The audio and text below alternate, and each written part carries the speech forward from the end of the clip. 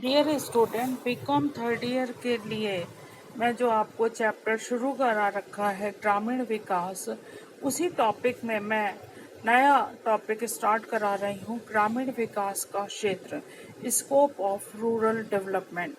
कहाँ कहाँ पर ग्रामीण विकास की संभावनाएं हैं जहाँ पर हम ग्रामीण विकास कर सकते हैं।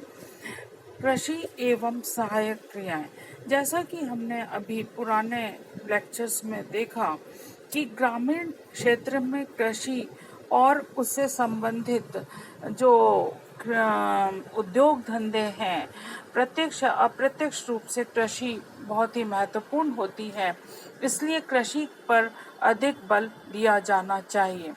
कृषि, पशुपालन, मत्स्य पालन, वानिकी, खनन व अन्य।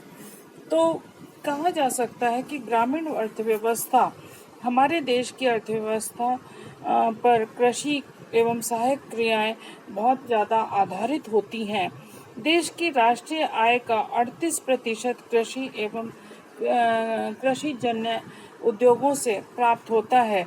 कृषि की सहायक क्रियाओं के अंतर्गत आता है पशुपालन, मछली पालन, मुर्गी पालन, वानिकी, खनन, बागवानी, खाद्य संकरण, मधुमक्खी पालन, रेशम उत्पादन, भेड़ तथा सुअर पालन आदि आते हैं। कृषि इसकी सहायक क्रियाओं से ग्रामीण विकास संभव है, जिससे समूचे देश की अर्थव्यवस्था उन्नत मार्ग पर प्रशस्त होगी। क्योंकि कृषि पर सारा गांव के ग्रामीण निर्भर करते हैं, इसलिए कृषि पर केंद्र एवं ग्रामीण राज्य सरकारों ने बहुत ज़्यादा इस पर बजट रखा है, परंतु फिर भी वो अभी भी ऐसा लगता है कि वो पर्याप्त मात्रा में नहीं है, क्योंकि किसानों को उपज का उचित मूल्य प्राप्त नहीं होता है। उत्पादन लागत से भी कम मूल्य प्राप्त होता है, जिससे किसान हमेशा ऋणग्रस्त रहता है और काश्तकारों की फसल का क्रय करके राहत देनी होगी और बीमा योजनाएं अनिवार्य रूप से लागू करनी होगी। इसके बाद आता है ग्रामीण उद्योग।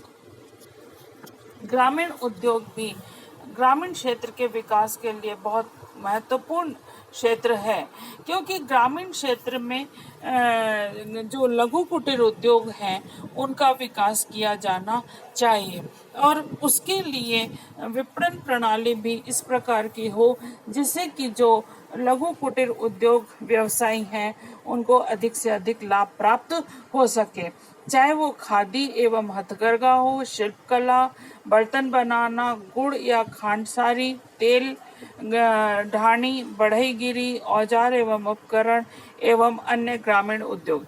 इन सभी उद्योगों में बहुत ज़्यादा क्योंकि जो बड़े उद्योग धंधे हैं उनमें बहुत ज़्यादा प्रतिस्पर्धा पाई जाती है, जिसके कारण ये लघु कुटीर उद्योगों का विकास नहीं होता है।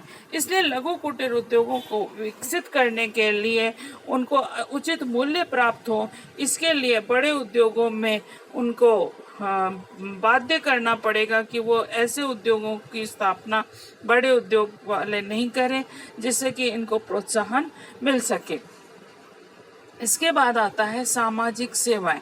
सामाजिक सेवाओं से मतलब है कि समाज में शिक्षा का विस्तार होना चाहिए, जिससे कि अधिक से अधिक लोग शिक्षित हों और अपने जीवन को अच्छी तरीके से चुन सकें और उसका सही उपयोग कर सकें।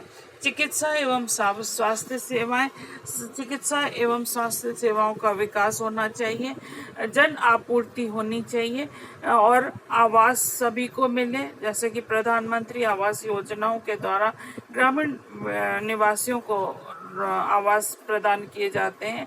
विद्युत आपूर्ति होनी चाहिए और सफाई होनी चाहिए।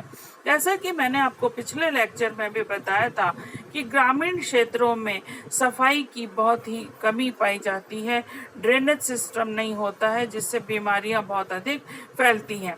तो इसके लिए आवश्यक है कि वहाँ का ड्रेनेज सिस्टम अच्छा हो, सफाई हो, विद्युत उन्हें पर्याप्त मात्रा में मिले और पानी की सुविधा मिले। इसी तरीके से उनका जीवन और उन्नत हो सकता है। आधारभूत संरचना, आधारभूत संरचना के अंतर्गत सड़कों से, पक्की सड़कों से गांव को जोड़ा जाए, जिससे कि यातायात एवं संदेश वाहन के और विकास हो। बैंकिंग एवं वित्तीय संस्थाएं, अभी भी ग्रामीण कृषक साहूकारों पर निर्भर करता है, जिसके कारण वो हमेशा ऋणग्रस्त रहता है। इसलिए बैंकिंग एवं वित्तीय संस्थाओं का विकास होना चाहिए। विकास के साथ साथ गांव वालों में जागरूकता होनी चाहिए, उनको शिक्षित किया जाना चाहिए कि बैंक किस तरीके से कार्य करते हैं। बीमा योजनाएं, अभी आप देखते होंगे कई बार कि बीमा योजना के अंतर्गत किसान पैसा देता रहता है और जब उसकी फसल खराब हो जाती है तो बीमा कंपनियों के द्वारा उन्हें पर्याप्त मात्रा में पैसा नहीं दिया जाता, मुआवजा नहीं दिया जाता। इसलिए बीमा योजनाएं सफल रूप से कार्य करें।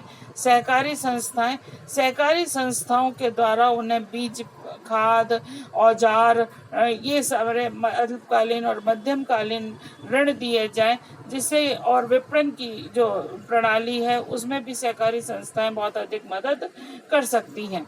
हमारे देश में पंचायती राज संस्थाओं की स्थापना सर्वप्रथम पंडित नेहरू ने की थी और उसके बाद राजीव गांधी ने इसको और अधिक विकेंद्रीकृत किया और हर 5 साल में ग्रामीण पंचायतों के चुनाव कराए गए और उनको ज़्यादा से ज़्यादा सुविधाएं दी गई, जिससे कि वो अपने क्षेत्र का विकास कर सकें।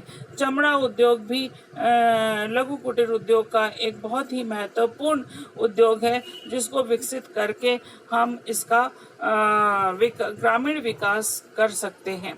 इसके बाद आता है सूखा, बाढ़ एवं अकाल एवं ग्रामीण विकास। हमारे देश के अंदर सभी मौसम पाए जाते हैं और मौसम के साथ साथ क्षेत्रीय विषमताएं भी बहुत अधिक पाई जाती हैं। किन्हीं किन्हीं क्षेत्रों में भारी मानसून होता है। अभी भी आप देखें टीवी पे आपको न्यूज़ देखने को मिलती है कि बिहार, बंगाल, आसाम, इन क्षेत्रों में, उड़ीसा, इन क्षेत्रों में बहुत ज़्यादा बारिश हो रही है और काफ़ी सारा क्षेत्र जलमग्न है। और कुछ क्षेत्र ऐसा रहता है जहाँ पर कि बहुत कम मात्रा में मानसून आता है और कृषि, जिसके कारण कि वहाँ पर कृषि नहीं हो पाती है, उन पर प्रतिकूल प्रभाव पड़ता है। समय पर जब मानसून नहीं आता है, सूखा पड़ जाता है, अकाल की स्थिति आ जाती है, तो ग्रामीण जनसंख्या का जीवन यापन कठिन हो जाता है। सूखा का से तात्पर्य ये है कि किसी क्षेत्र में यदि बिल्कुल बारिश नहीं हो और औसत से कम वर्षा हो तो सूखे की स्थिति हो जाती है। सूखे के कारण पीने का पानी भी नहीं मिलता, पीने के पानी की समस्या उत्पन्न हो जाती है, फसलें नष्ट हो जाती हैं। जिन क्षेत्रों में सूखा की स्थिति होती है तो पानी के कारण जनसंख्या एवं पशुधन का पलायन होने लगता है। लोग अपने मवेशियों सहित उन क्षेत्रों से पलायन करने लगते हैं जहां पेयजल तथा रोजगार के अवसर प्राप्त होते हैं। भारत के अनेक क्षेत्रों में सूखे की स्थिति प्रतिवर्ष उत्पन्न हो जाती है। देश के कुछ राज्य क्षेत्र निरंतर सूखे से ग्रस्त होते हैं। सूखे से ग्रस्त राज्यों में राजस्थान, गुजरात, बिहार, झारखंड, छत्तीसगढ़, उड़ीसा, मध्य प्रदेश, आंध्र प्रदेश और तमिलनाडु प्रमुख हैं। सूखे से ग्रस्त जिलों में बाड़मेर, जैसलमेर, जोधपुर, बीकानेर, कालाहांडी, पलासू, गढ़वा, चतरा, लोहारगढ़ एवं बस्तर प्रमुख हैं। इन क्षेत्रों में जो कि हम कहते हैं थार का रेगिस्तान है, वहाँ पर बहुत ज़्यादा सूखा पड़ता है। वहाँ पर कोई हमेशा बहने वाली नदियाँ भी नहीं हैं और बरसाती नदियाँ हैं और वहाँ पर पेयजल और सिंचाई साधनों का अभाव होने के कारण सूखा पड़ता है और फसल खराब होती है। सूखे एवं अकाल ग्रामीण विकास पर प्रभाव। सूखे एवं अकाल का ग्रामीण विकास पर क्या प्रभाव हो सकता है? सबसे ज़्यादा तो उनके मानव एवं पशुधन की हानि होती है। सूखे की चपेट में प्रतिवर्ष हजारों व्यक्तियों की मृत्यु हो जाती है और लाखों पशु पानी एवं चारे के अभाव में अकाल मृत्यु का शिकार होते हैं। और बेरोजगारी में वृद्धि, जब सूखा पड़ेगा तो करोड़ों लोगों को बेरोजगार नहीं प्राप्त होता है। जो कृषि पर आधारित उद्योग हैं वो भी बेरोजगारी की चपेट में आ जाते हैं और रोजगार तलाश करने के लिए उनका पलायन शुरू हो जाता है। पेयजल की समस्या, सबसे ज़्यादा समस्या पेयजल की होती है। जब पानी नहीं होता और भूमिगत जल स्रोत भी कम हो जाते हैं तो ऐसे समय में पानी की समस्या बहुत ही अधिक विकराल रूप धारण कर लेती है। सिंचाई के लिए पानी की कमी, जैसा कि मैंने बताया कि थार के रेगिस्तान में कोई निरंतर बहने वाली नदी नहीं होने के कारण यहाँ पर जो बरसाती नदियां हैं वो सूख जाती हैं और कुओं का जल स्तर भी बहुत नीचे चला जाता है, जिसके कारण कृषि उत्पादन पर प्रतिकूल प्रभाव पड़ता है। चारे की कमी, जब पानी नहीं बरसेगा तो चारा भी नहीं होगा और चारा नहीं होने के कारण पशुओं को पर्याप्त चारा उपलब्ध नहीं होता है, जिससे पशुओं की अकाल मृत्यु हो जाती है। जनधन का पलायन, सूखे एवं अकाल के कारण पशुओं को चारा नहीं मिलता, लोगों को रोजगार नहीं मिलता और लोग इधर से उधर उनका पलायन शुरू हो जाता है। बीमारियां, सूखे व अकाल की स्थिति में कुपोषण, दूषित जल के कारण अनेक बीमारियां उत्पन्न हो जाती हैं। भ्रष्टाचार, अकाल पीड़ितों की राहत प्रदान करने के लिए सरकार अनेक प्रकार के कार्यक्रम शुरू करती है।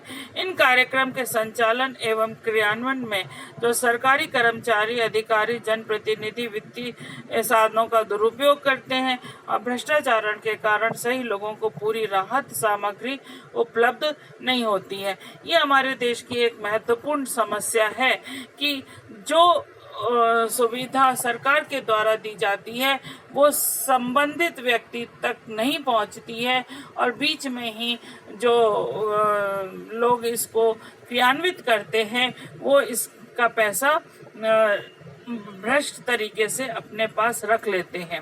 आतंकवाद, अलगाववाद की समस्या, जब किसी भी देश में किसी भी क्षेत्र में कोई समस्या उत्पन्न होती है, उनको रोजगार नहीं मिलता और उनकी स्थिति दयनीय हो जाती है, तो ऐसी स्थिति में क्या होता है कि आतंकवाद और अलगाववाद की समस्याएं उत्पन्न होती हैं। जब आदमी संतुष्ट नहीं रहता तो वो विकृत परिस्थिति में विकृति को अपनाने लगता है और ऐसी समस्याएं देश में देखने को मिलती हैं। ये इसी से संबंधित है नैतिक पतन, क्योंकि जब आपके पास में रोजगार नहीं है, आपके पास में पैसे नहीं है तो नैतिक पतन होने लगता है। लोग चोरी, डकैती, अपराध ऐसी चीजों में संलग्न हो जाते हैं। पर्यावरण संबंधी समस्या, सूखे तथा अकाल से देश के पर्यावरण पर भी विपरीत प्रभाव पड़ता है। सूखे पेड़ सूख जाते हैं, जंगल कटने लगते हैं, वनस्पति नष्ट हो जाती है और रोजी रोटी के लिए लोग पेड़ काटने का कार्य होने लगता है, जिससे पर्यावरण प्रभावित होता है। राजस्थान में ये बहुत ही ज्वलंत समस्या है क्योंकि यहाँ पर सूखा बहुत अधिक मात्रा में पड़ता है। सूखे एवं अकाल की समस्या का समाधान कैसे किया जाना चाहिए, रेमेडी क्या होनी चाहिए? सूखे एवं अकाल की समस्या का समाधान करने हेतु दो सुझाव हैं, अल्पकालीन उपाय और दीर्घकालीन उपाय। अल्पकालीन उपाय में राजस्थान जैसे प्रदेश में निरंतर अकाल पड़ते रहते हैं, क्योंकि यहाँ पर कई बार कहा यह जाता है कि 4 वर्षों में एक बार तो सूखा पड़ता ही है। अकाल एवं सूखे की समस्या का समाधान के लिए पहला है अकाल राहत कार्य। अकाल की समस्या के समाधान के लिए सरकार मुख्य नीति राहत कार्य चालू करती है। इसके लिए केंद्र से वित्तीय सहायता देने की मांग की जाती है और वित्तीय साधनों के आधार पर भू संरक्षण, सड़क निर्माण, पाठशाला एवं औषधालय निर्माण, सिंचाई के लिए कुओं का निर्माण, तालाबों एवं अन्य सिंचाई के साधनों के निर्माण व इनकी मरम्मत, जलपूर्ति में वृद्धि आदि कार्य किए जाते हैं, जिससे लोगों को पीने का पानी और पशुओं को पीने का पानी मिल सके। इसके अतिरिक्त चारे की पूर्ति बढ़ाने के अनेक कार्यक्रम चलाए जाते हैं, जिससे कि लोगों को रोजगार तथा आय प्राप्त हो सके और इसके साथ ही उत्पादक सामुदायिक परिसंपत्तियों का सर्जन किया जा सके। ये महत्वपूर्ण कार्य हैं जो कि सरकार के द्वारा किए जाते हैं और सरकार चाहती है कि इसके द्वारा ज़्यादा से ज़्यादा सुविधाएं प्राप्त हो सकें, परंतु यदि वास्तविकता देखी जाए तो ऐसा देखने को नहीं मिलता है और सरकार के द्वारा जो चलाया जा रहा है वो नहीं हो पाता।